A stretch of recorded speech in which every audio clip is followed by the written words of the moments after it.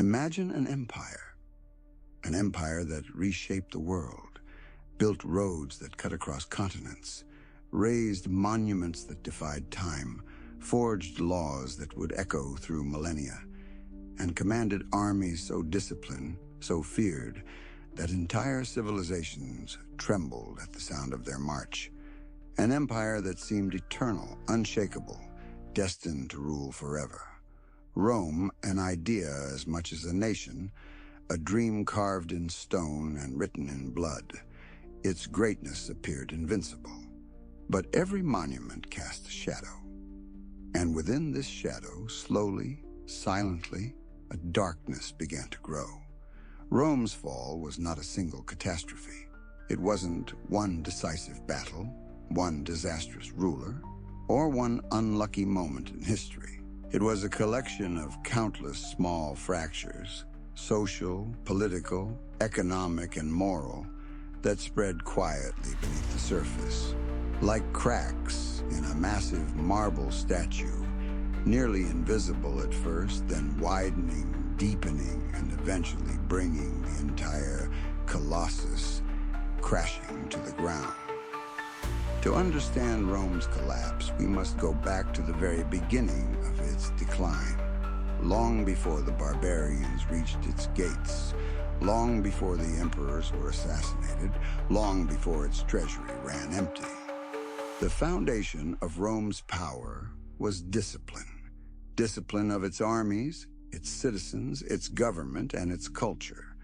But as the empire expanded, this discipline slowly eroded.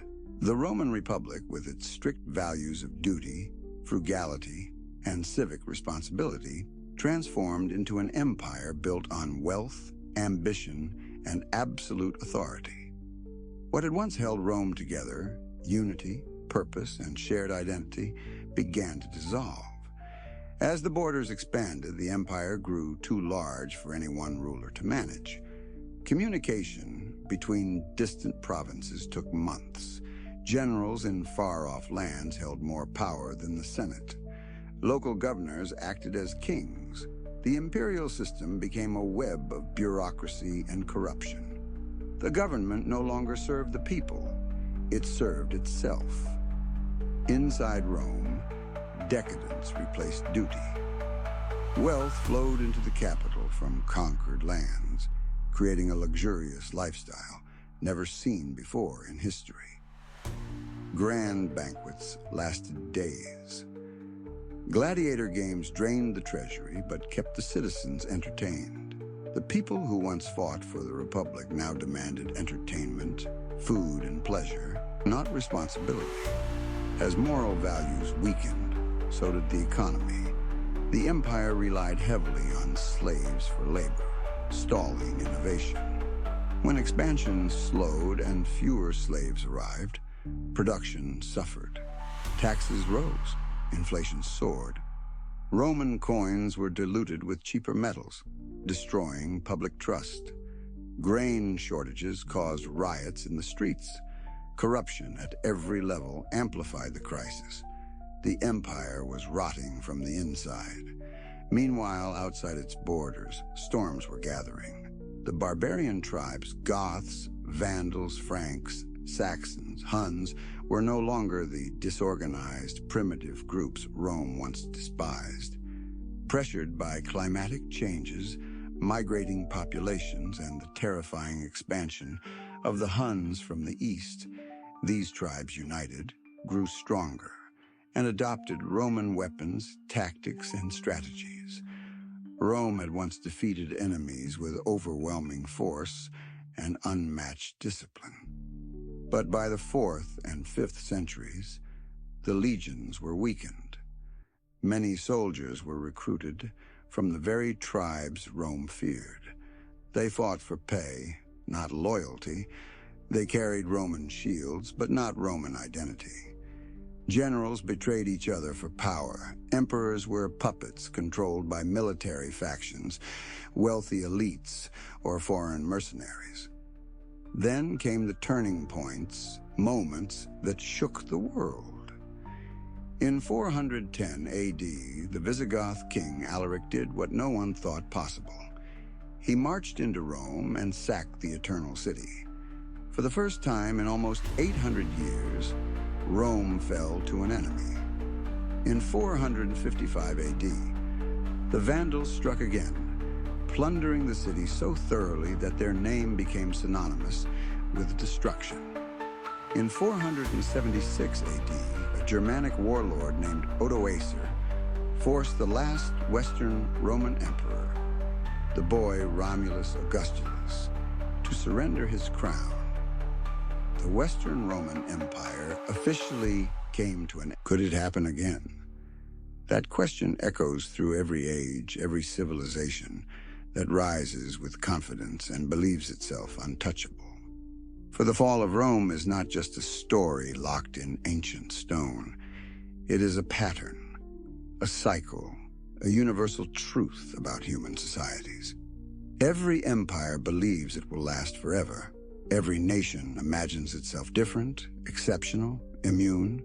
Rome thought the same. But history whispers a darker truth. Great powers rarely fall in a single blow.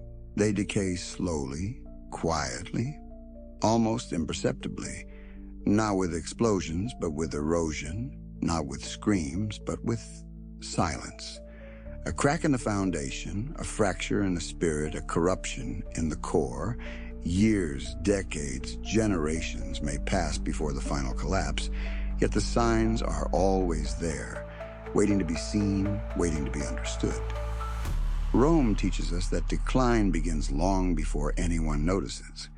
It starts when leaders place ambition above duty, when wealth pools in the hands of a few while the many struggle, when citizens lose trust in institutions, when political factions care more about victory than truth, when comfort replaces discipline, when a nation forgets the values that once made it strong. And then, slowly, the pillars begin to break.